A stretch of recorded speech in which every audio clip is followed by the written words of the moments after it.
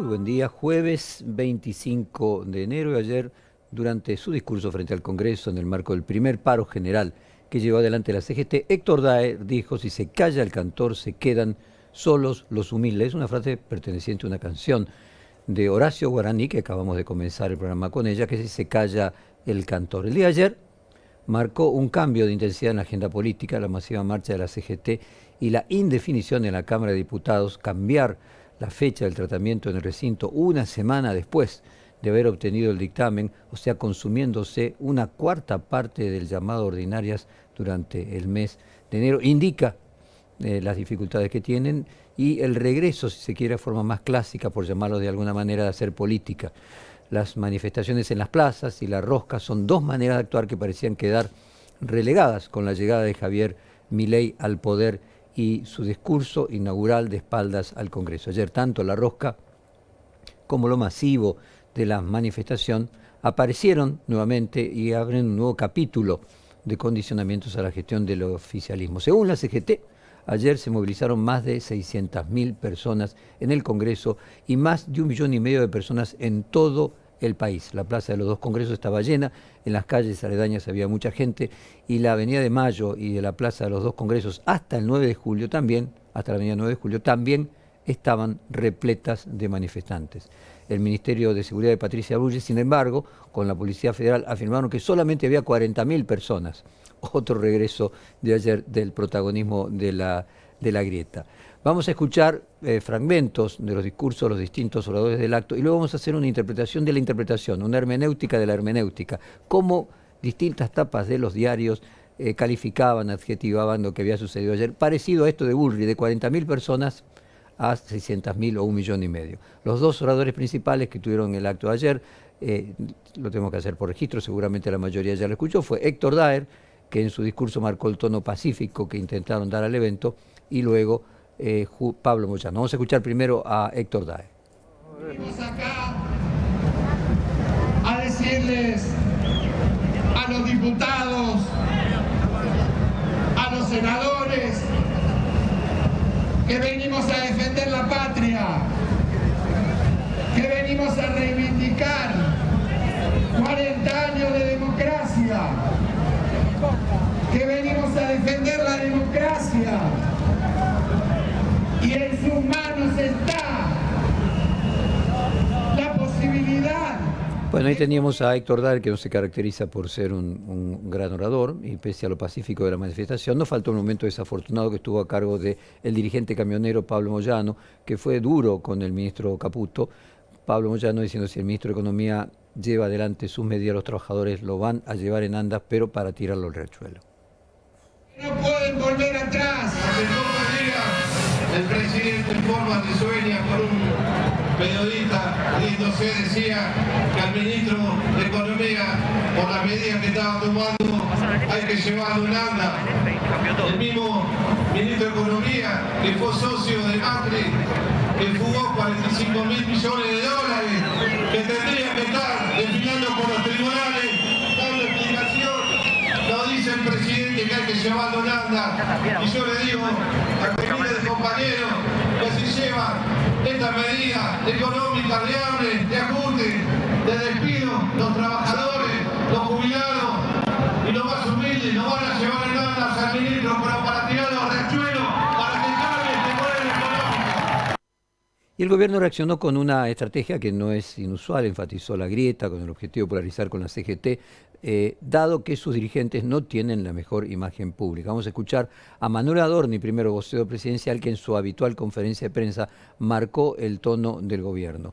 Manuel Adorni, ¿qué es lo que se puede dialogar con gente que intenta frenar al país?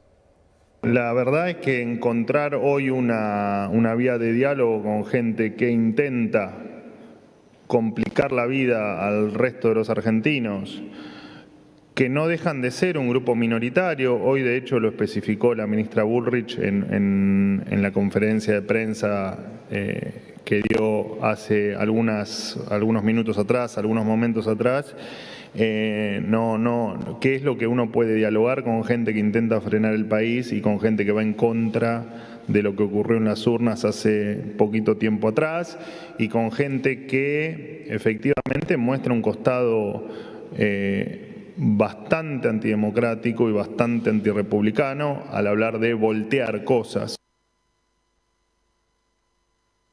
Y seguimos ahora con la ministra Patricia Bullrich, que también se expresó. Vamos a escucharla. Le bajó el tono al éxito de la protesta y marcó el hecho de que en muchos lugares no se dio la retención de trabajo que buscaban sus organizadores.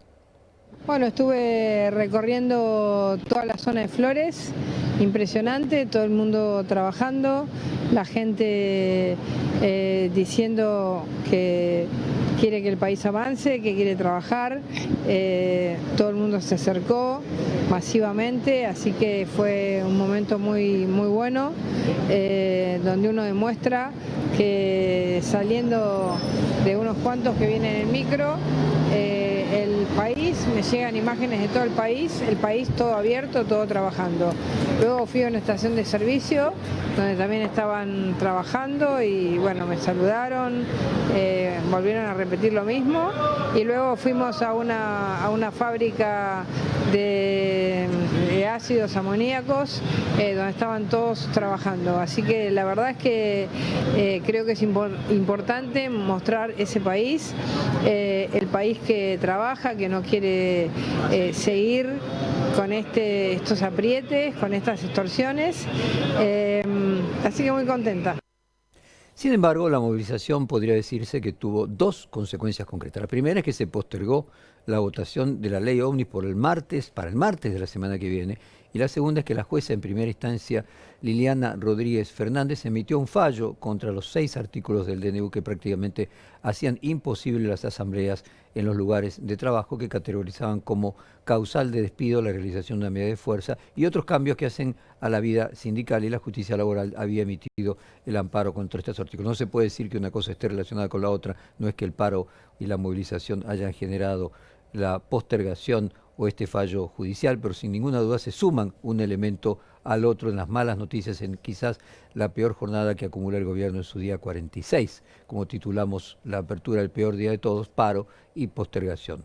En relación con la postergación de la votación, el gobierno había obtenido un triunfo pírrico con la obtención de un dictamen de mayoría. De las 55 firmas que lo acompañaron, 34 eran en disidencias parciales. Esto hizo que cuando comenzaran las conversaciones se dieran cuenta de que no se iban a aprobar los aspectos muy importantes de la ley, inclusive parte del paquete económico. Y cuando empezaron a circular estas versiones, el ministro de Economía, Luis Caputo, dijo en un tuit que si no se aprueba la ley, el gobierno iba a realizar un ajuste aún mayor en las provincias para llegar a la eliminación del déficit fiscal. Hay un tuit de Caputo, que aquellos que nos ven por televisión lo van a poder ver, yo se los voy a leer. El texto dice lo siguiente: hoy mantuve una reunión con el secretario de Hacienda y la subsecretaria de Provincias para delinear todas las partidas provinciales que se recortarán inmediatamente si alguno de los artículos económicos es rechazado. No es una amenaza. Es la confirmación de que vamos a cumplir con el mandato que nos han dado la mayoría de los argentinos de equilibrar las cuentas fiscales para terminar con décadas de inflación y flagelo económico. A quienes nos escuchan a menudo, yo algunas veces cité siempre una célebre frase que se le asigna a Freud de un paciente que le dice: no es mi mamá, doctor, refiriéndose al problema, y el gran creador del psicoanálisis le dice: por eso mismo es su mamá. Acá cuando él dice no es una amenaza, de alguna manera está diciendo lo que realmente es. Quien salió a responderle fue alguien que aparentemente es un aliado del gobierno, el diputado Miguel Ángel Pichetto, quien además conduce un bloque de 23 diputados. Primero fue con un tuit, que lo vamos a colocar a continuación, y luego directamente con un audio. Nuevamente el tuit de Miguel Ángel Pichetto dice: el ministro de Economía, Luis Caputo, no tuvo la valentía de venir al Congreso. Tiene que dejar de apretar a los gobernadores y tratar de buscar acuerdos con los gobiernos provinciales en lugar de amenazarlos. La polémica siguió con la respuesta del titular de Hacienda. Nuevamente, otro tuit de Caputo en respuesta a Pichetto dice lo siguiente: diputado, si algo me sobra es valentía, por eso acepté este puesto en el peor de los momentos de nuestra historia, con respecto a no haber ido al Congreso, tenía cosas más importantes que hacer para el país, como cerrar el acuerdo con el fondo, que estaba caído y estábamos al borde del default. Cosas más importantes que hacer que ir al Congreso. Por último, el tuit no es una amenaza, es una respuesta a todos los argentinos que se preguntan qué pasaría si el Congreso no aprobara la ley. Ratifico que vamos a cumplir igualmente la meta fiscal, lo que implicaría que las provincias contaran con menos recursos. Así, todo esto que acabo de decir, dicho en el tuit por Luis Caputo. Es interesante remarcar aquello, teníamos cosas más importantes que hacer que ir al Congreso, decía el ministro, y revela cuál es su posición consciente o no del gobierno para con la división de poderes. Para sus funcionarios es más importante la negociación con el Fondo Monetario que la discusión parlamentaria, por ejemplo. En un reportaje, el jefe de la bancada Hacemos Coalición Federal fue muy duro con Caputo. Volvemos entonces con Pichetto en un testimonio radial de Radio Rivadavia. Caputo, me la banco. No quiero entrar en un debate personal con No, Caputo. no, Algún pero día acaba lo voy a hacer, porque recuerdo también su renuncia del gobierno de Macri. Así que mejor que no hable, me quedo callado, la dejo acá, no voy a personalizar. No. Lo que estoy respondiéndole, además parto de una actitud, de un compromiso. Hemos hecho un esfuerzo extraordinario en darle el dictamen de mayoría para que empecemos a debatir el dictamen de mayoría, no el de la cámpora y el del kirchnerismo. A ver, hemos hecho esfuerzos, hemos tratado de acordar, hemos conversado. Él no estuvo nunca en ninguna conversación. A ver, pero no voy a entrar en un esquema de personalización, repito, ya está, lo que dijo, él lo dijo y yo ratifico lo que dije y me la banco. Caputo, me la banco. Caputo, me la banco. No hay una vieja historia. Miguel Ángel Pichetto, siendo el jefe de la bancada de la oposición del gobierno de Mauricio Macri, criticó a Caputo en el Senado cuando presidía el bloque del Senado. Sí, acá creo que acá me dice que lo tenemos, la producción. Vamos a colocarlo y vamos a colocar en contexto qué significa este intercambio entre Miguel Ángel Pichetto y Caputo. Traen CEO capacitados, 3 meses nos inventan la reforma tributaria y después se mandan a mudar. A los 3 meses estaban en Estados Unidos con la señora preocupado porque no aguantaban la presión. No aguantan la presión. El presidente del Banco Central se fue con ataque de pánico. Lo digo en sentido metafórico, pero la verdad, si uno analiza las conductas del presidente del Banco Central, el señor Caputo, es lamentable. El presidente estaba negociando un acuerdo con el fondo en Washington y este señor le renunció desde Buenos Aires. Terrible. La verdad es una catástrofe. Personaje de menor cuantía, sinceramente. ¿Cómo pueden haber puesto un presidente de Banco Central que además, cuando analicemos brevemente, después le voy a dar lectura a un artículo que salió publicado en un medio nacional importante el día sábado, como el sábado no se lee en los diarios o muchos leen leen tenemos los portales, a Pichetto, pero sale un artículo muy 100% interesante Pichetto, en el ¿no? O diario sea, La Nación. un personaje de cuantía menor, con ataque de pánico, se fue a los 45 días, no aguantó la presión. Todo esto es del año 2018, que contrasta perfectamente cuando Pichetto en este reportaje de Radio Rivadavia decía no me hagan seguir hablando, porque bueno, finalmente iba a hablar este Pichetto que habló en el 2018. O sea, ¿qué es lo que sucede aquí? Esto implica que Pichetto, que había sido candidato a vicepresidente de Macri y que al mismo tiempo había quedado el peronismo republicano como cuarta pata de Juntos por el Cambio, implica de que en realidad el apoyo, la relación entre el gobierno de Macri, Macri y el gobierno de Milei no es tan sólida. Es un aviso del gobierno que debe incluir modificaciones porque si no, no van a tener aprobada la ley, y que Pichetto está hablando en nombre de Macri. Bueno, yo personalmente creo que no. Primero creo que Pichetto es Pichetto, creo que él es una persona autónoma y que a esta altura de su vida, habiendo ocupado enorme cantidad de cargos públicos, se siente más allá y casi yo diría por arriba del propio Macri, a quien desairó yéndose con Horacio Rodríguez Larreta apoyándolo en su precandidatura presidencial y que ahora además armó un bloque, se llevó 23 diputados.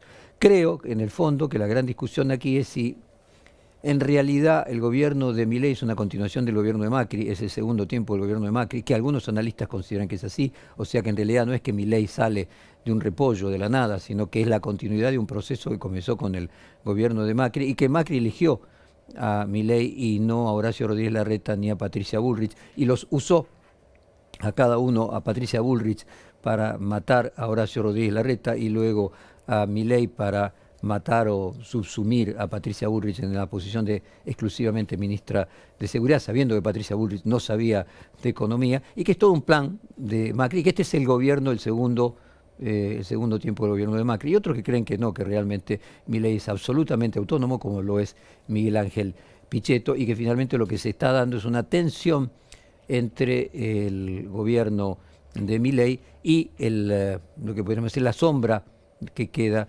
de Macri. Hay incluso discusiones respecto de quién va a ser el secretario de Deportes. Macri había recomendado a una persona, se sabe que el deporte para Macri es muy importante, Macri había recomendado a una persona de su confianza y pareciera ser que no están nombrando a esta persona como secretario de Deportes, sino que están analizando una alternativa diferente.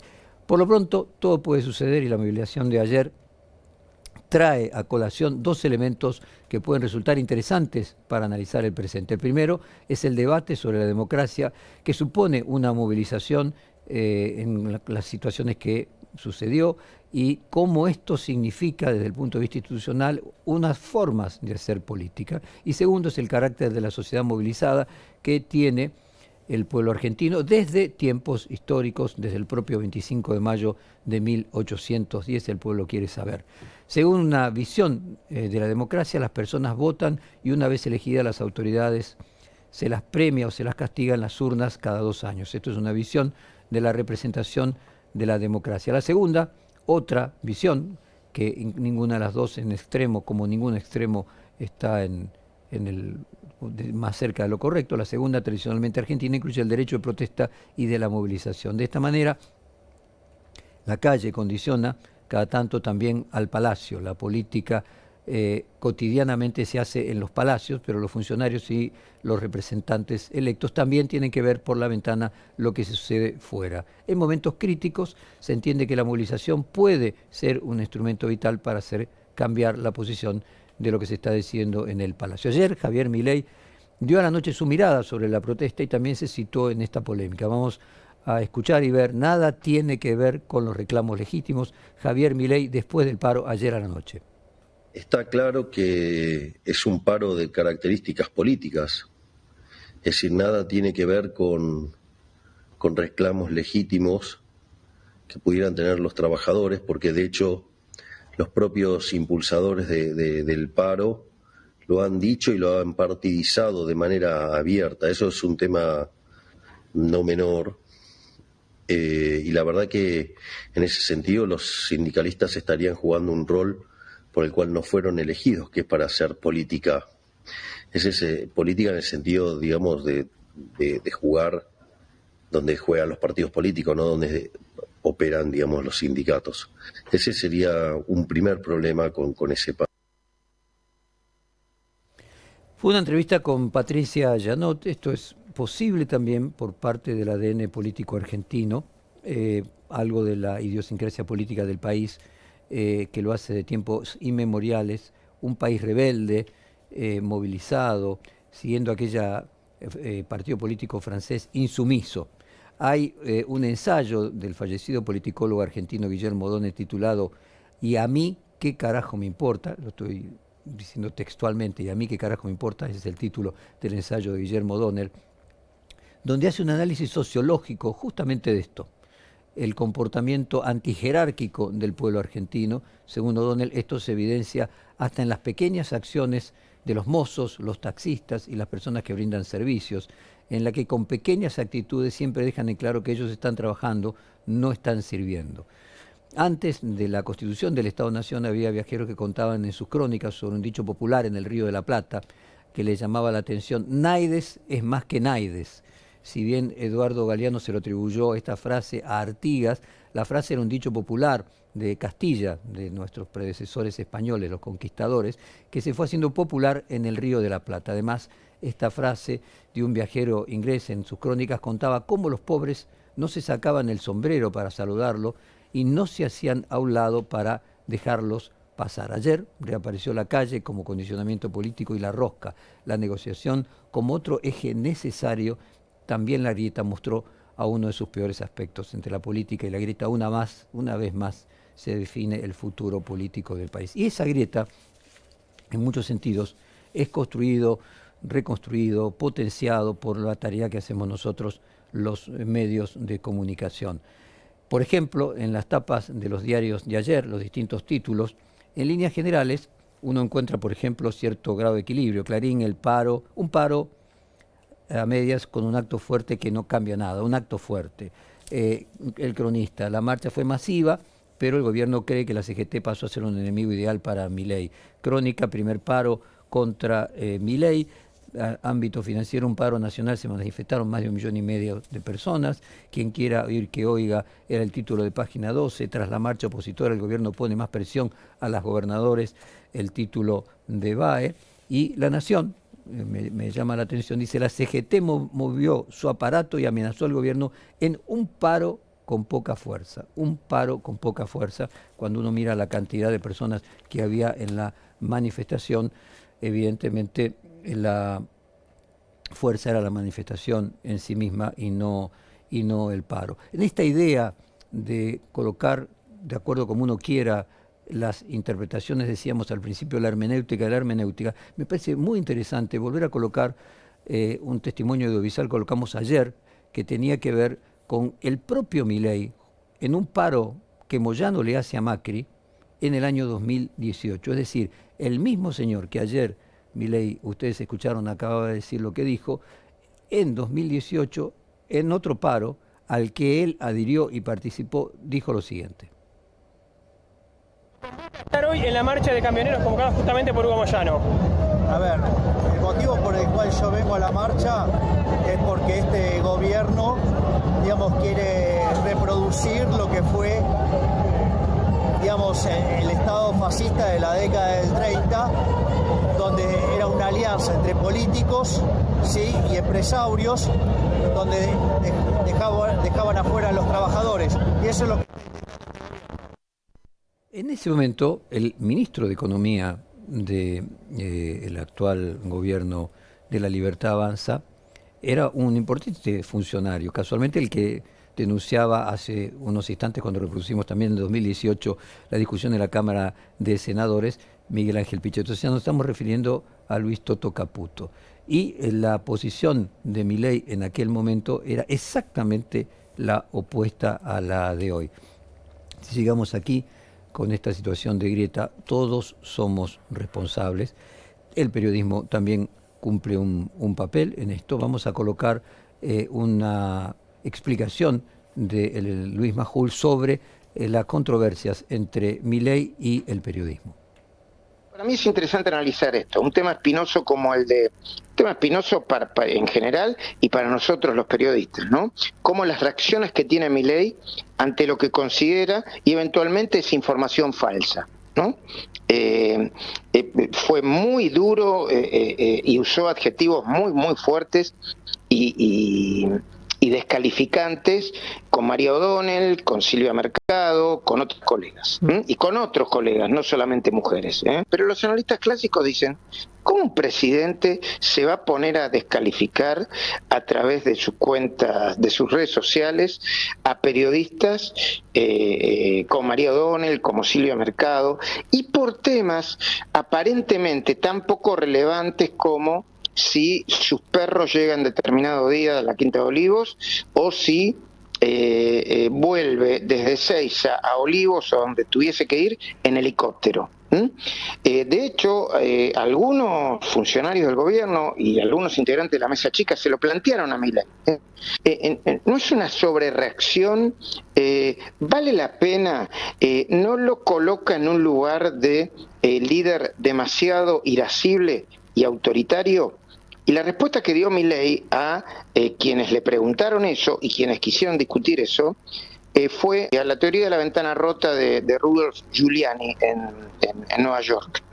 A ver, para hacerla corta y para resumirla, Milei considera que si deja pasar el más mínimo dato falso sobre lo que hace, sobre lo que dice o sobre lo que decide, van a empezar a esmerilarlo y en algún momento no va a poder detenerlo más, como pasó con muchos líderes políticos de cualquier signo político.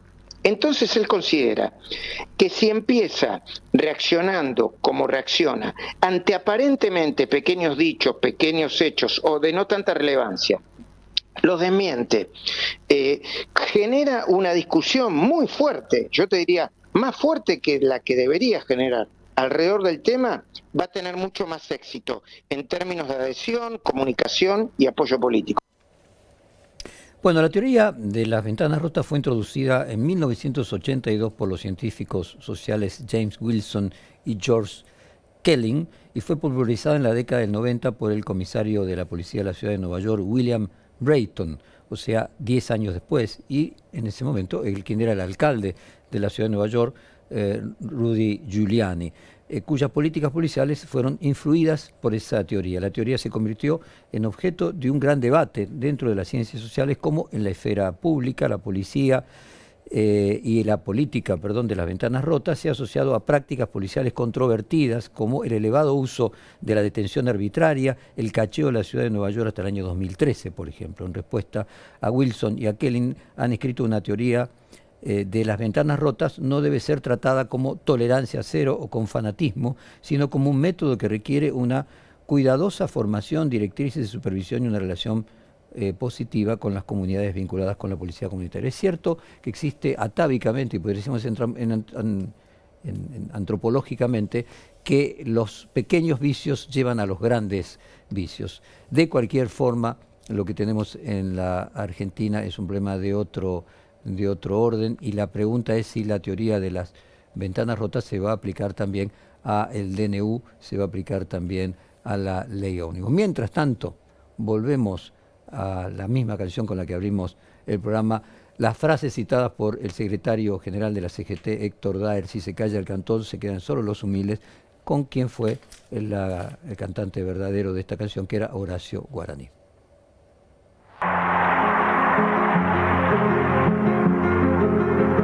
Si se calla el cantor,